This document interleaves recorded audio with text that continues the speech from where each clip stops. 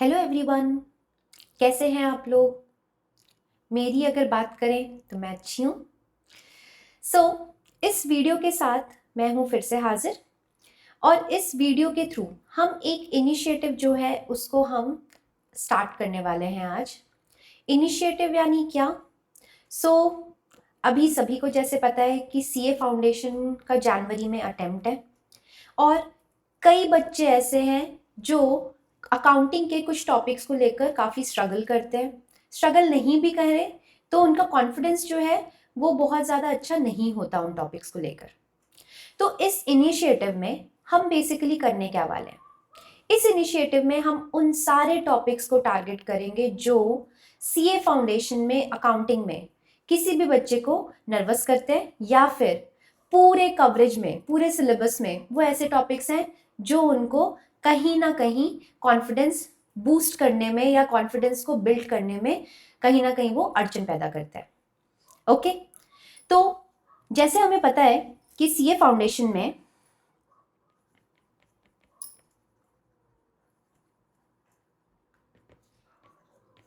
Accounting का जो paper है वो है हमारा पेपर नंबर 1। इसमें 2 मॉड्यूल्स हैं, मॉड्यूल 1 और दूसरा है मॉड्यूल 2। मॉड्यूल 2 की अगर बात करें, मॉड्यूल 2 में एनपीओ, इनकम्प्लीट रिकॉर्ड्स, पार्टनरशिप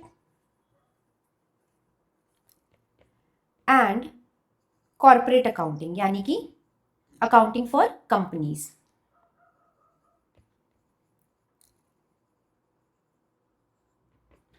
ये टोटल 4 ऐसे टॉपिक हैं जो फुल लेंथ क्वेश्चन जो है या फिर आप कह सकते हैं डिटेल्ड क्वेश्चन, कॉम्प्रिहेंसिव क्वेश्चन जो है ये इससे आते हैं। और अगर आप क्वेश्चन पेपर उठाएंगे तो मार्क्स का कवरेज जो है वो भी मॉड्यूल 2 से काफ़ी रहता है। ओके, मॉड्यूल 1 में बात करें कुछ तो अकाउंटिंग रिलेटेड थ्योरीज हैं, then accounting process,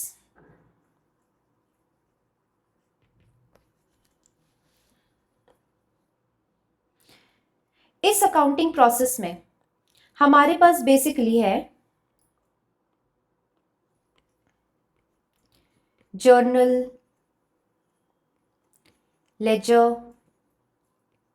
trial balance, subsidiary books,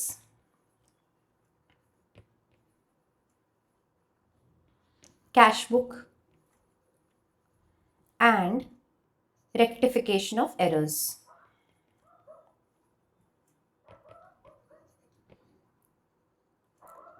right,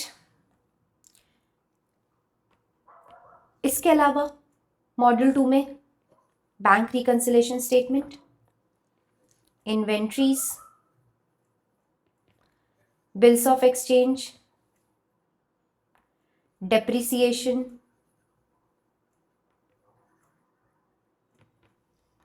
और फाइनल अकाउंट्स।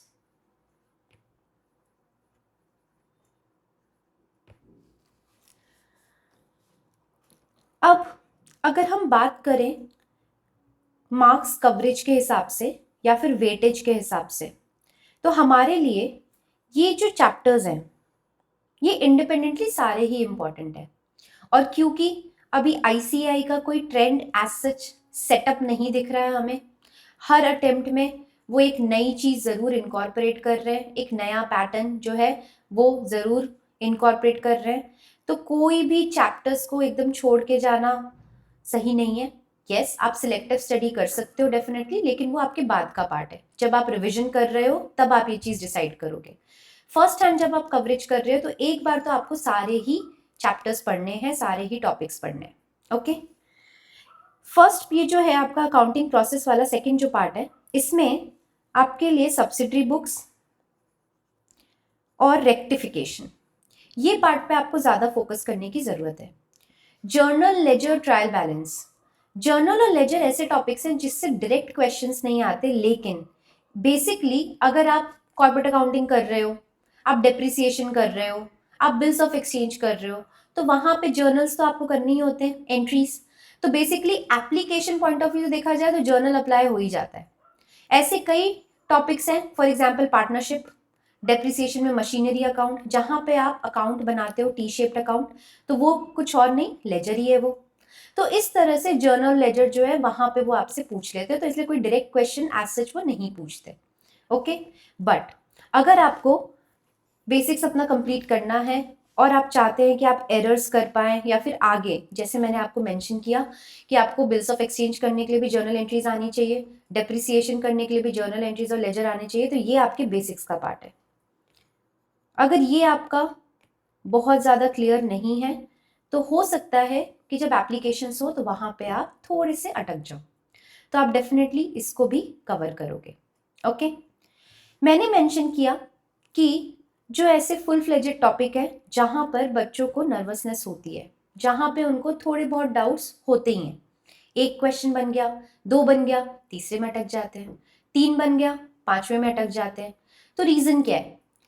हमारा यहाँ पे इनिशिएटिव जो है वो ये है कि अगर एक क्वेश्चन आए, दो क्वेश्चन आए, तीन आए या वो पांचवा क्वेश्चन आए, आपके कॉन्सेप्ट इतने अच्छे होने चाहिए, इतने क्लियर होने चाहिए कि वो सारे के सारे क्वेश्चन आप आराम से अटेम्प्ट कर पाओ। ओके, तो हम जो टारगेट कर रहे हैं, हम टारगेट कर रहे हैं basically inventories, bills of exchange, depreciation, final accounts के एडजस्टमेंट, और फिर हम मॉड्यूल 2 जो है उसको भी कोशिश करेंगे कि उसको भी हम रैप अप करें और उसको भी हम जो भी हमारे ऐसे टॉपिक्स हैं वो हम उसको कवर करें। ठीक है, अभी सीक्वेंस एज सच कोई डिसाइडेड नहीं है, बट आज के लिए जो मैं फर्स्ट टॉपिक पिक कर रही हूँ that is bills of exchange. बाकी साथ तो हमारा बना हुआ है, तो आप definitely you are always welcome to give the suggestions कि आप कौन सा चैप्टर, कौन सा टॉपिक पे ज़्यादा फोकस करना चाह रहे हो और कौन से टॉपिक आपको जो है वो डाउटफुल एरियाज हैं आपके लिए या फिर आपको नर्वस करते हैं, तो आप उसको कमेंट सेक्शन में ज़रूर बताएं। हम उसके ऊपर जो है नेक्स्ट वीडियो में भी हम उसी के ऊपर हम करेंगे, बनाएंगे। ओके, तो ये एक इंटरेक्टिव प्रोसेस रखते हैं, ऑल्दो यूट्यूब जो है वो वन साइडेड ज़्यादा है, बट स्टिल यहाँ पे हम इंटरेक्शंस क्रिएट कर सकते हैं। इसके अलावा जितने भी टॉपिक्स होंगे सारे टॉपिक्स के नोट्स आपको प्रोवाइड किए जाएंगे। ओके, नोट्स जो होंगे सारे full fledged and comprehensive notes बनाने की हमारी कोशिश है ताकि आपको कहीं और जाने की ज़रूरत ना पड़े। ठीक, बट उन नोट्स के लिए आपको टेलीग्राम चैनल जो है कॉमर्सशाला का, उसको आपको सब्सक्राइब करना पड़ेगा। वहाँ आपको जितने भी इंपॉर्टेंट अपडेट्स हैं रिलेटेड टू एग्जाम्स, अगर कोई इंपॉर्टेंट पॉइंट्स हैं रिलेटेड टू अकाउंटिंग, वो सब पोस्ट किए जाएंगे। साथ में जो वीडियो लिंक्स हैं वो सारे एक जगह आपके लिए वहाँ पे पुट कर दिए जाएंगे ताकि आपको इधर उधर घूमने की ज़रूरत ना पड़े। ओके, फिर जो भी रिलेटेड टॉपिक होगा उस रिलेटेड टॉपिक का कॉम्प्रिहेंसिव नोट्स वो भी आपको वहां से आराम से मिल जाएगा, आप वहां से डाउनलोड कर सकते हैं और पढ़ सकते हैं। Also for any doubts in that case आप मुझे रीच आउट कर सकते हैं, तो वो आप मुझे यूट्यूब के थ्रू भी रीच आउट कर सकते हैं कमेंट सेक्शन में, I will definitely get back to that. And Telegram channel जो है वहां पे भी आप मुझे रीच आउट कर सकते हैं। ओके, तो आई होप जो भी प्लान ऑफ एक्शन है हमारा वो सभी को क्लियर है। तो अब इसी के टूवर्ड्स जो है हम आगे बढ़ते हैं। तो जैसे मैंने मेंशन किया कि आज जो टॉपिक हम स्टार्ट करने वाले हैं वो है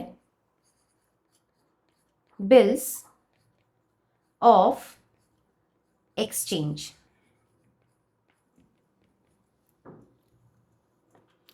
अगर मैं मार्क्स की बात करूं तो बिल्स ऑफ एक्सचेंज का क्वेश्चन अगर आया है तो 10 मार्क्स तक का क्वेश्चन आपको आराम से बिल से मिल सकता है। और इसमें एक अच्छी बात यह है कि हमें इसमें फोकस करना है मेजरली जर्नल एंट्रीज पे, यानी इस चैप्टर में लेजर अकाउंट का बहुत ज्यादा रोल नहीं है। ठीक है,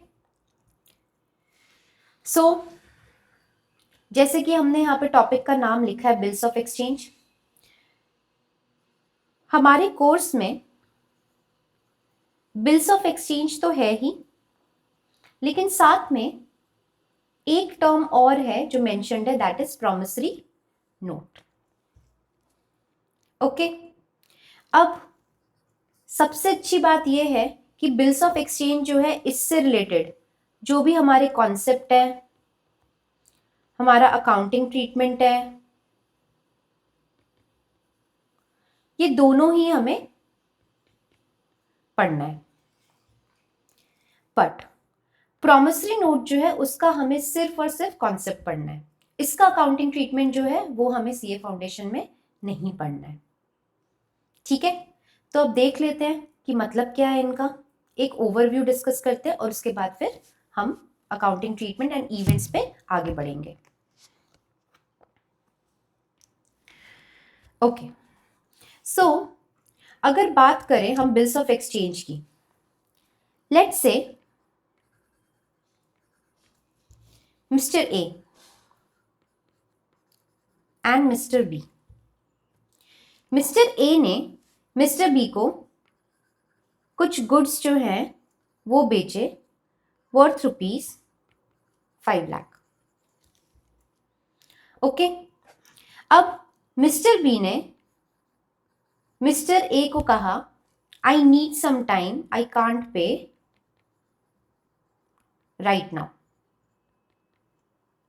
आप मुझे थोड़ा टाइम दे क्योंकि मैं जो है ये 5 लाख का पेमेंट अभी नहीं कर पाऊंगा।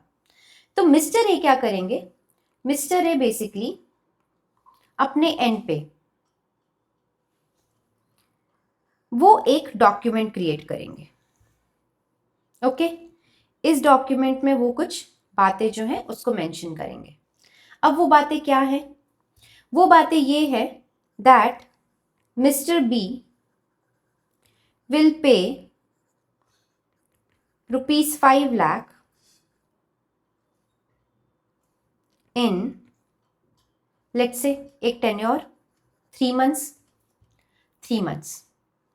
ये जो डॉक्यूमेंट मिस्टर ए ने प्रिपेयर किया इसको हम कहते हैं बिल। ये बिल जो है ये देंगे मिस्टर बी को। अब मिस्टर बी ने रिसीव किया बिल, उन्होंने इस बिल को रीड किया अच्छे से।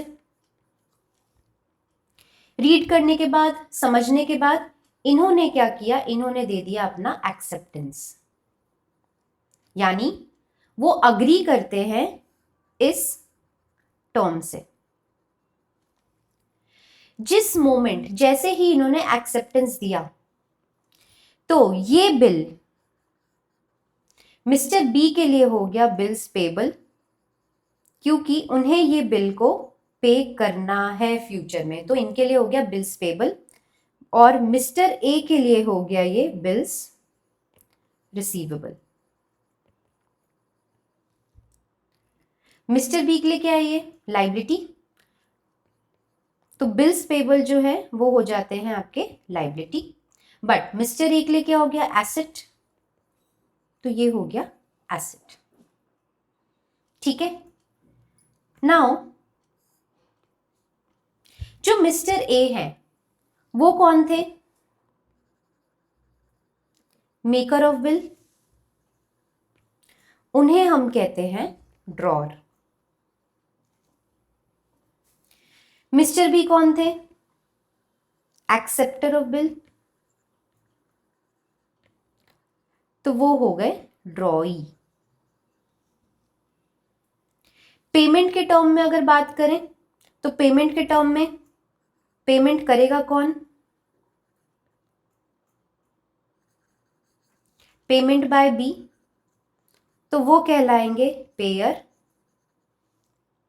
और पेमेंट मिलेगी किसको, ए को, तो पेमेंट टू ए, इनको आप कहोगे पेई। तो ये 4 टर्म्स जो हैं ये हमारे लिए यहां पे अराइज हो गए। ठीक, ये पूरा कॉन्सेप्ट जो है यहां पर किस चीज का एक्सचेंज हुआ, बिल्स का, तो इसे हम कहते हैं बिल्स ऑफ एक्सचेंज। ओके, ये हमने कहां देखा, ये हमने देखा क्रेडिट सेल्स के केस में। ओके। वहीं दूसरी तरफ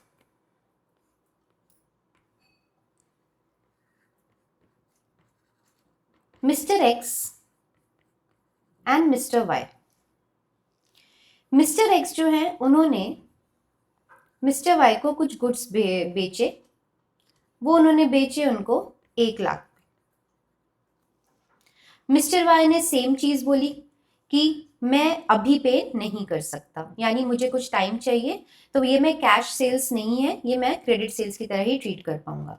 तो यहां पे भी क्रेडिट सेल्स ही इन्वॉल्व है। ओके। अब यहां पर रिस्पॉन्सिबिलिटी जो है वो मिस्टर वाई की है। मिस्टर वाई वो एक डॉक्यूमेंट क्रिएट करेंगे, उस डॉक्यूमेंट में वो लिखेंगे I promise to pay 1 lakh rupees to mister X in 3 months। तो यहां पे बेसिकली इन्होंने क्या किया, ही मेड अ प्रॉमिस। अब वो ये जो नोट है, ये नोट वो दे देंगे मिस्टर एक्स को। ओके। तो यहां पर बेसिकली मिस्टर वाई जो हैं वो कौन हो गए, मेकर ऑफ प्रॉमिस, तो उन्हें हम कहेंगे मेकर। जिस नोट के थ्रू उन्होंने प्रॉमिस किया है उसी नोट को हम कहेंगे प्रॉमिसरी नोट। इसमें मिस्टर एक्स का एक्सेप्टेंस का कोई रोल नहीं है, क्योंकि मिस्टर वाई जो है वो खुद ही क्या कर रहे हैं, वो प्रॉमिस कर रहे हैं। ठीक है। अब यहां पर ये जो मेकर है ये कौन होगा, पेयर, क्योंकि पेमेंट इसी को करना है। और मिस्टर एक्स क्या हो जाएंगे, पे।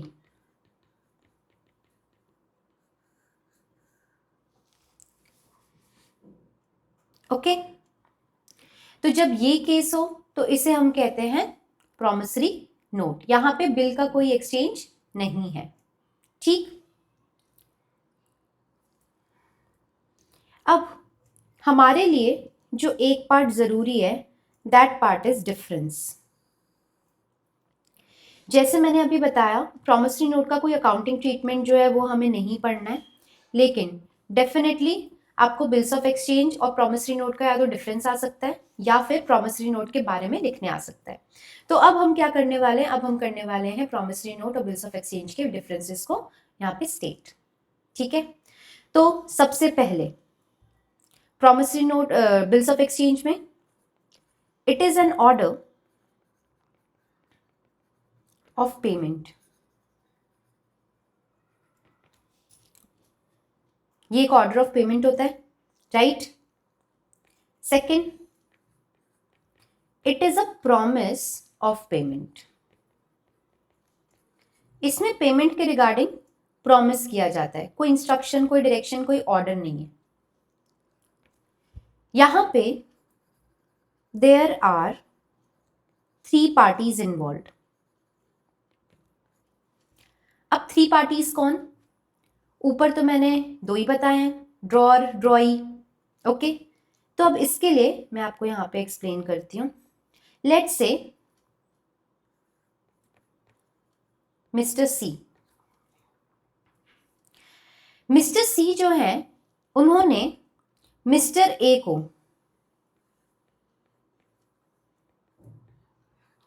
कुछ सेल किया हुआ है, तो मिस्टर ए को क्या करना है, पे करना है।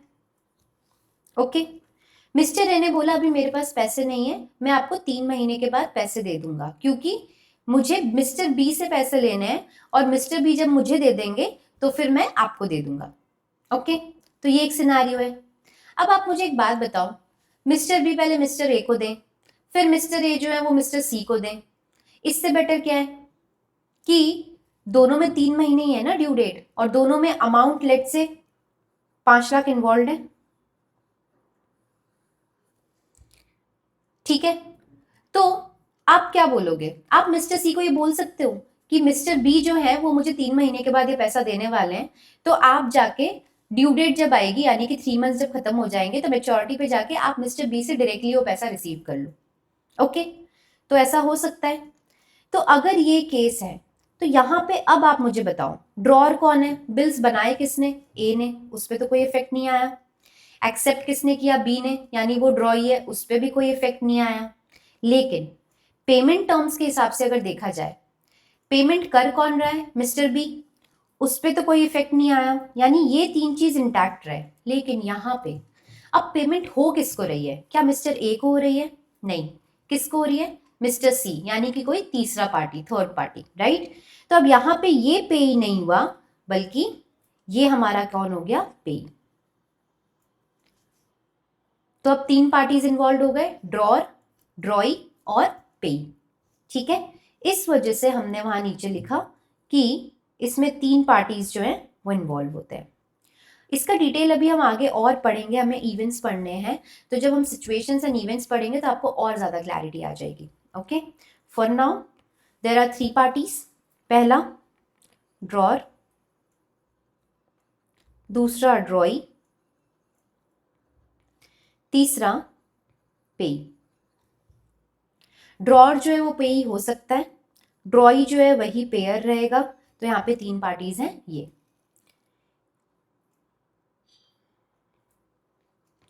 यहाँ पे देयर आर ओनली 2 पार्टीज।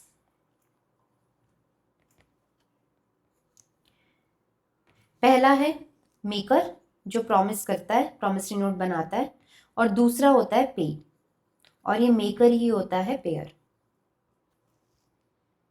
ठीक है। Third, it is drawn by creditor, यानी कौन बना रहा है इसको, क्रेडिटर, ठीक है। मिस्टर ए और मिस्टर बी, मिस्टर ए ने गुड्स बेचा, ओके, और मिस्टर बी ने खरीदा, तो मिस्टर ए कौन हो गए, क्रेडिटर, मिस्टर बी कौन हो गए, डेटर। तो यहाँ पे बिल बनाया किसने था, ए ने, और ए कौन थे, क्रेडिटर। बट दूसरी तरफ प्रॉमिसरी नोट का जो केस था, तो प्रॉमिसरी नोट के केस में कौन मेकर है, मिस्टर वाई, और मिस्टर वाई कौन थे, debtor, not the creditor, okay. तो यहाँ पे आप लिखो, it is made by debtor, okay. Next, it can be accepted conditionally, यानी जब बिल्स ऑफ एक्सचेंज होते हैं तो वहां पे कंडीशन अप्लाई हो सकती हैं, लेकिन जब भी आप प्रॉमिस करते हो तो आप कभी भी प्रॉमिस करते टाइम उसमें कंडीशंस नहीं रख सकते, right. So it can not be made conditionally.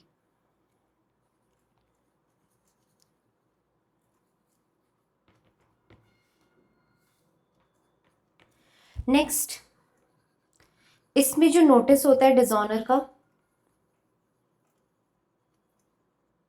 वो देना जरूरी होता है, लेकिन इसमें ऐसा कोई नोटिस नहीं होता।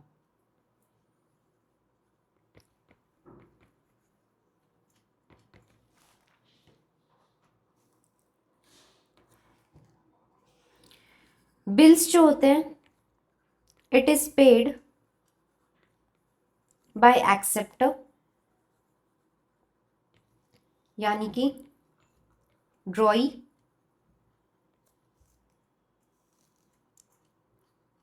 यहां पे it is paid by maker, that is ड्रॉई, okay. Next, bills of exchange जो होने चाहिए, they must be properly stamped यानी प्रॉपरली स्टैम्प्ड होने चाहिए वो। लेकिन प्रॉमिसरी नोट के केस में इट मे और मे नॉट बी स्टैम्प्ड। मतलब स्टैम्प्ड अगर नहीं भी होंगे तब भी चलेगा। ओके, तो ये कुछ डिफरेंसेस थे जो हमने यहाँ पे अभी कवर किए, राइट। अब एक टर्म हमने यहाँ पे यूज किया था, वो टर्म था मैच्योरिटी डेट, जो एग्जाम्पल देते टाइम मैंने आपसे कहा, यानी कि ये 3 मंथ्स। ओके, ये 3 मंथ्स है टेन्योर, मतलब इतने टाइम का बिल बना गया है और इसका ड्यू डेट जो है वो आपको निकालना पड़ेगा। ठीक, मैम 3 महीने दिए हैं तो सीधा 3 महीने जिस डेट को बना होगा उससे 3 महीने कैलकुलेट कर देंगे तो ड्यू डेट आ जाएगी, इसमें इतना क्या सिखाने वाली बात है। नहीं, बिल्स ऑफ एक्सचेंज के केस में जब ड्यू डेट आप कैलकुलेट करते हो तो ड्यू डेट का भी एक कॉन्सेप्ट है।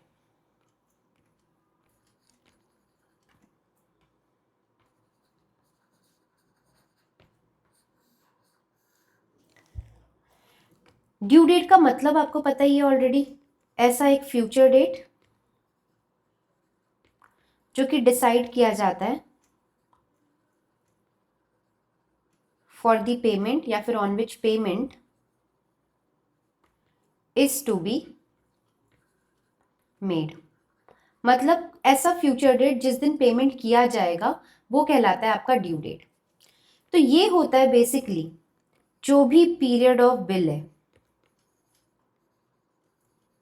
ओके, पीरियड ऑफ बिल, इसमें ऐड किए जाते हैं 3 days ऑफ ग्रेस।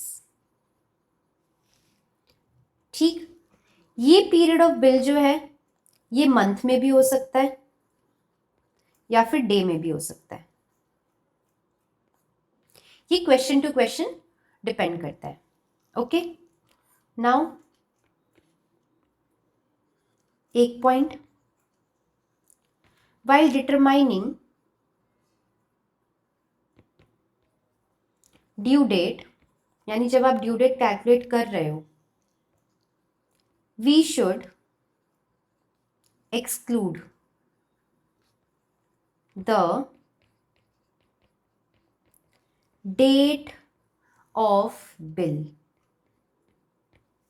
यानी जिस दिन बिल बना है वो डेट जो है वो आपको एक्सक्लूड करके चलनी है। ओके,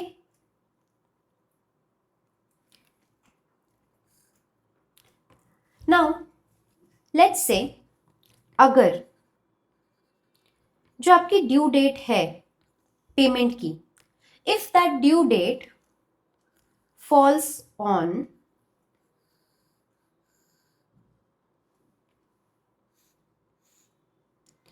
किसी पब्लिक हॉलिडे पे, यानी जब ड्यू डेट आया उस दिन पड़ गया पब्लिक हॉलिडे या फिर संडे, तो हो सकता है पेमेंट ना हो। पब्लिक हॉलिडे को यहां पे स्पेसिफिकली बताया गया है 26 जैन, 15 अगस्त या फिर 2 अक्टूबर, इन 3 को पब्लिक हॉलिडे डिक्लेयर किया गया।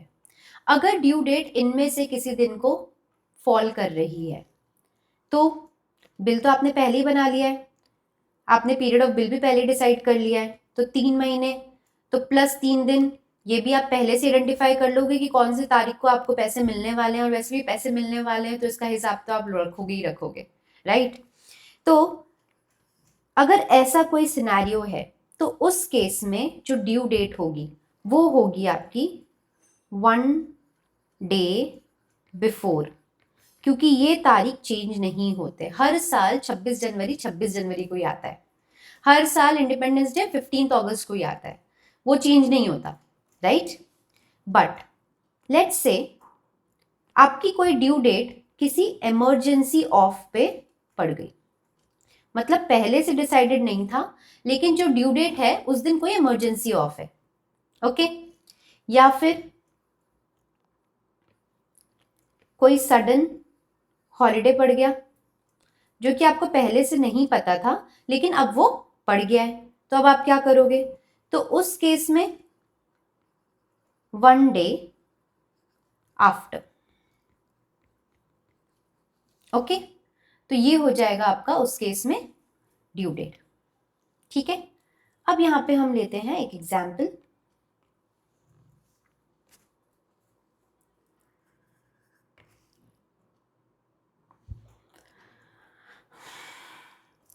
For example date of bill आपको गिवन है, पीरियड ऑफ बिल गिवन है,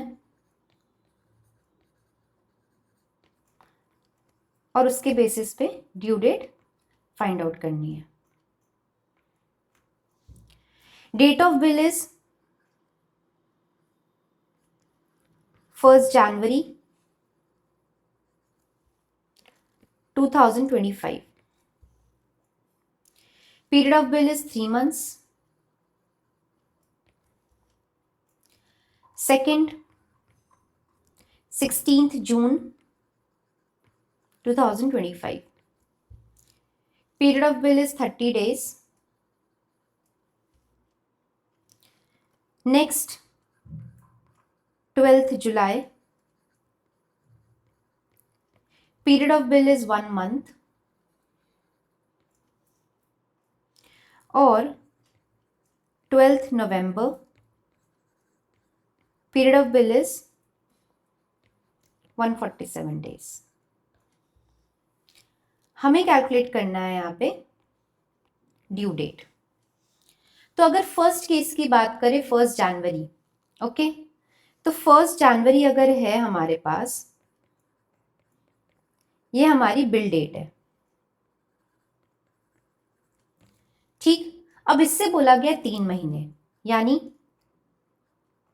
फरवरी,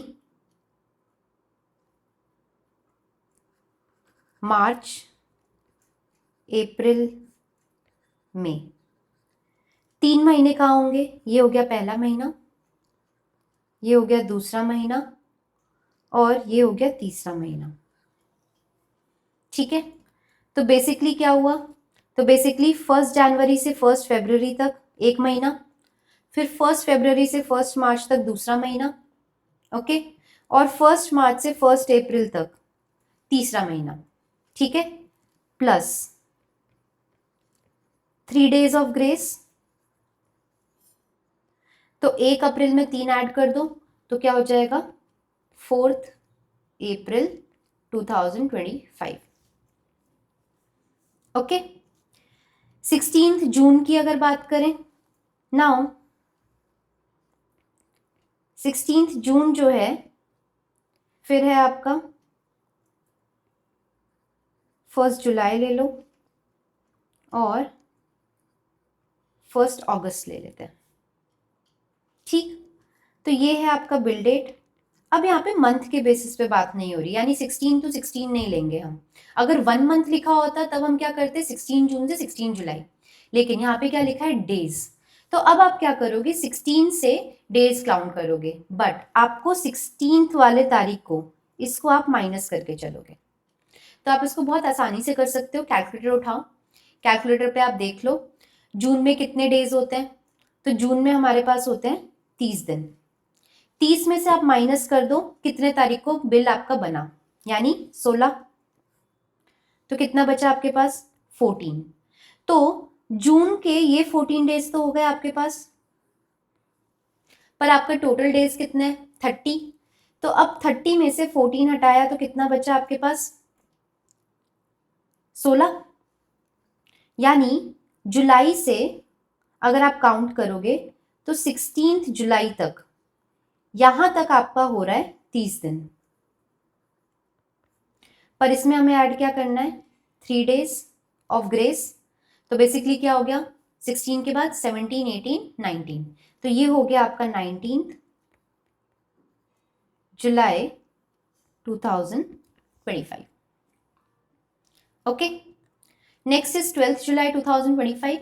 तो 12 जुलाई 25 का आप किस तरह से आप कैलकुलेट कर सकते हो, इसमें दिया है 1 मंथ, यानी 12 जुलाई को था बिल डेट, अगस्त, सितंबर, तो 12 से 12 अगर बात करें तो क्या बोला है, एक महीना। तो एक महीने के लिए अभी मैंने जस्ट आपको बताया कि एक महीने के लिए आप क्या करोगे, 12 जुलाई से सीधा 12 अगस्त, ठीक है। अब 12 जुलाई से 12 अगस्त तो आपने देख लिया, ये क्या हो गया, 1 मंथ, राइट। बट इसमें ऐड क्या करना है, 3 डेज ऑफ ग्रेस, ओके। तो 12 के बाद 3 दिन और ऐड करो, 13, 14, 15, यानी क्या हो गया, 15 अगस्त। अब 15 अगस्त हो तो गया यहाँ पे, लेकिन 15 अगस्त होता क्या है आपका, ऊपर हमने लिखा है पब्लिक हॉलीडे। तो इस वजह से अब हम 15 अगस्त नहीं लेंगे। 15 अगस्त की जगह अब हम क्या लिखेंगे, 14 अगस्त। ये होगा हमारा 1 day before due date, okay. Now 12 November, उसका दिया है आपको 147 डेज। तो अब इसमें आप कैलकुलेट कर लो। तो 12 नवंबर से अगर आप इसको कैलकुलेट करना चालू करो, 12 नवंबर, ओके। नवंबर में होते हैं 30 दिन, फिर 31 दिसंबर, 31 जनवरी। हाँ, आपको यहाँ पे लीप ईयर्स भी ध्यान रखना है, ठीक है। मैंने क्या किया है, मैंने 2025 लिया यानी 2026, वो लीप ईयर है क्या, नहीं, यानी कि फरवरी में कितने 28 दिन ही होने वाले हैं, तो ये हो जाएगा आपका फरवरी। मार्च में अगेन दिस, ठीक है। और भी शायद हमें लेना पड़ सकता है, अभी आगे देखते हैं। यहाँ पे मैं कर दे रही हूँ 28 फरवरी, यहाँ पे कर दे रही हूँ 31 मार्च, और यहाँ पे कर दे रही हूँ 30 अप्रैल,